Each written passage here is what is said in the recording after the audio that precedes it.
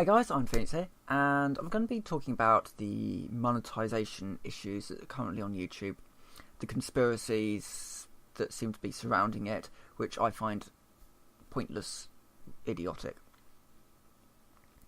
And some are calling this the Adpocalypse. Basically what happened was a newspaper wrote an article about how adverts were appearing on certain types of content, certain extremist types of content, and advertisers were then pulling out of advertising on YouTube. Now, some sections of the YouTuber community have declared this to be a conspiracy. The newspaper in question and the advertisers have been colluding together to try and pull their adverts from new media.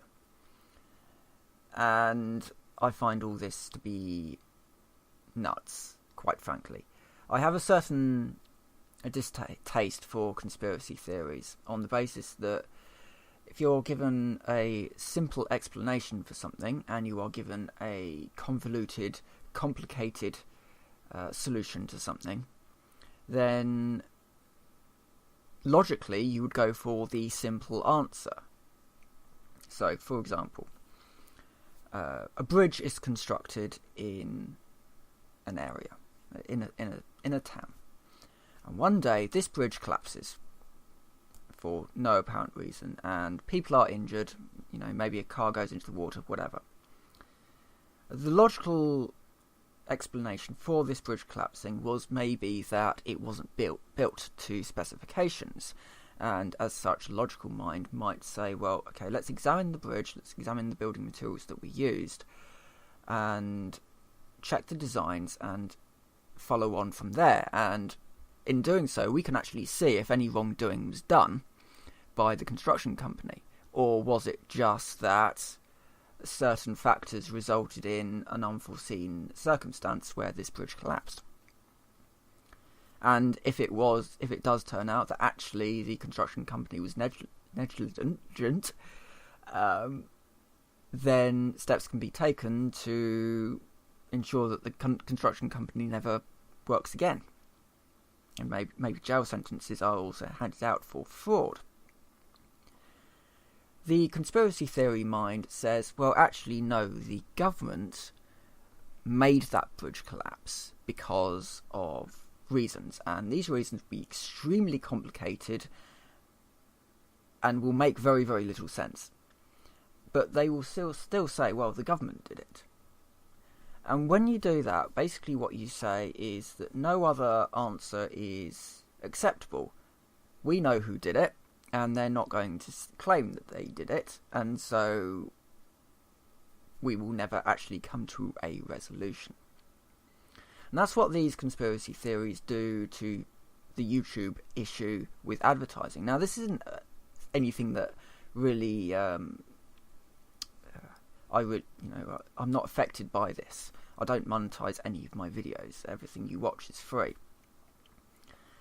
But I do watch people who do monetize their videos. I don't use an ad block because, well, partly because I can't be bothered, but also partly because I know that advertising money, however little they get, at least they're getting some advertising money going to their YouTube channel, and they can then use that to continue doing what they do.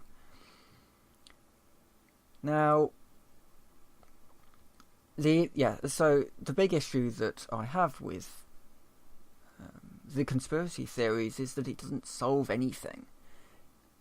All that it does is make the situation even worse, because you then have certain YouTubers saying, well, this is all a collusion, what we're going to do is we're going to start attacking YouTube.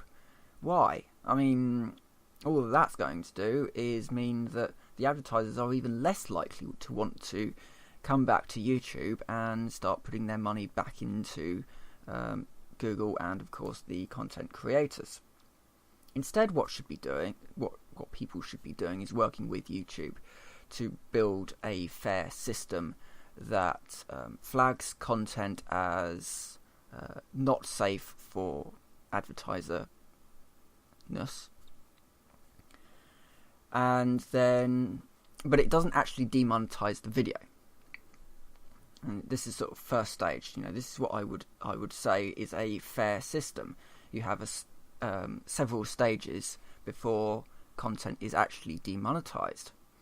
So you have the initial flag, which puts the video into a sort of a limbo state. It's still got advertising on it, and so the money is still being made, but all that money is being put into a pool, which is untouchable by both Google and the YouTuber. But that video is still up. That video is still making money. It's just that all that money is going into a pool. That YouTuber can then, they get a message to say that this video has been deemed not advertiser friendly. Do you wish to appeal this decision? And if they say yes, I want to appeal that decision, then a human will look at the video and decide for themselves, according to a set of criteria, whether or not this video is okay for advertising. At which point, if they say, yeah, this is fine, the money is released into the YouTuber's pocket. And if they say, no, this is not okay, that money is then released into somewhere else. And I hesitate to say Google. What I would say is that maybe that money gets dumped into a charity. So, however little that video has made, or however much that video has made, if it's deemed that video is not advertiser safe in some way, then dump all that money that has been made into a charity, because it's the ultimate, penalty. Ultimately, if somebody has extremely extremist views, then it's only right that money, goes somewhere good.